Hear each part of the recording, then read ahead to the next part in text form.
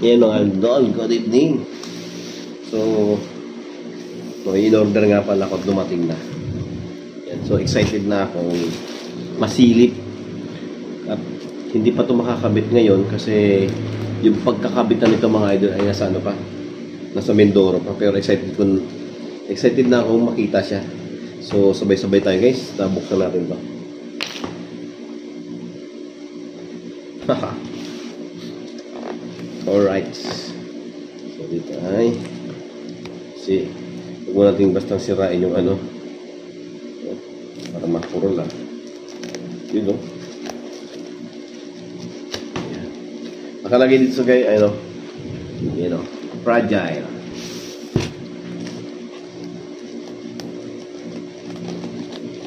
Yun. Lapin natin. Yun na guys. Balot na balot.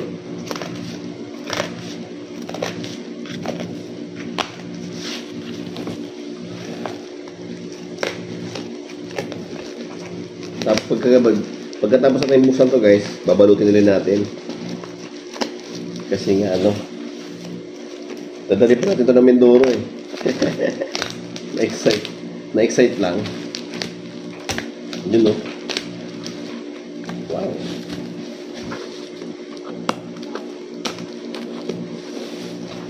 Isisit, ansit. Balot na balot eh. Kaya to. Sabay natin silipin guys. Kung ano nga ba to.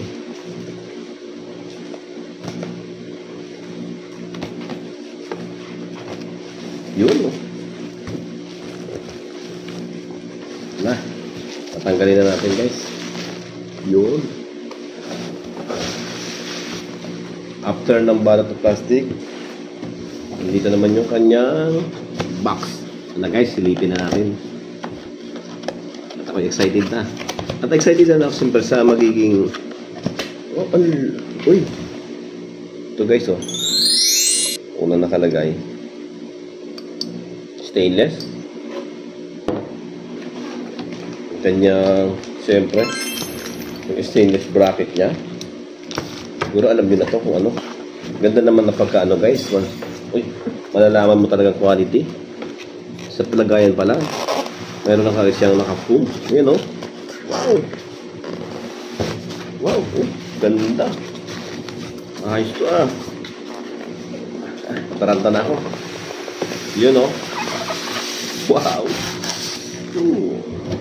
Siyempre wala nang laman. Gilid natin ng ano. Bubuksan natin ito sabay-sabay. Oh, ako muna. Okay guys, 1, 2, 3. May balot pa guys. Quality. Dito pa lang, no? Sa lagayan pa lang guys. Naka-box talaga. Safe na safe talaga yung gamit. Siyempre, hindi na tayo magtagal. Dito na tayo magtagal. Oh, dahan na. Ito na guys. Yun. Steve. Wow. Wow, carbon lodi. Wow. Mayroon pa nakalagay dito. Lagay niya ito ng spring. Tingnan nyo naman guys. Silipin nyo. Napakakintab. You know? Yoshimura. Ito yung R77. Mayroon pa siya dito ano.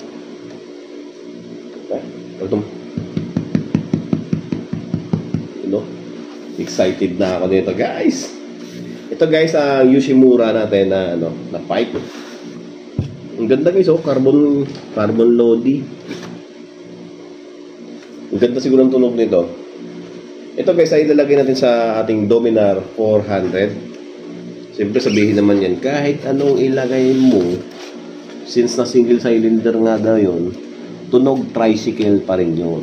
So okay, granting na tunog tricycle. Siyempre yung tricycle ba makakapunta ng expressway. Ang gusto ko lang naman dito guys, kahit siyempre magiging maluwag yung ano niya, yung pagkaan, yung tunog niya magiging maluwag. Siyempre, siguro may improvement din siguro kapag hindi siya masyadong ano.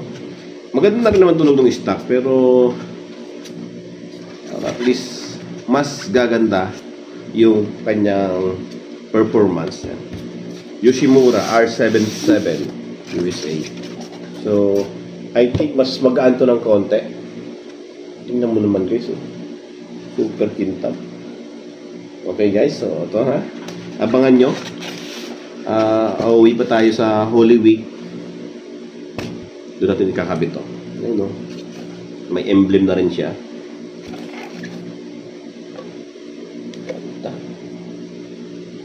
Mayroon na rin kasi itong ano guys, silencer dito. Pwede siyang tanggalin. Tingnan mo guys, ang lagay ng ano. Dito, may takip na to. Dito yata nakalagay yung ano, yung kanyang tornilyo. Para matanggal natin tong pinaka-kanyang silencer.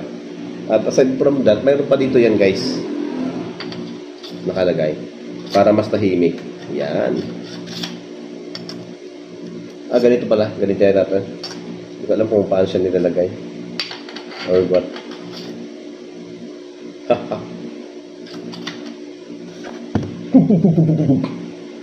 Okay guys, thank you for watching. Abangan niyo pag ilalagay na rin sa ating Dominar 400 unit. Thank you for watching. Bye-bye.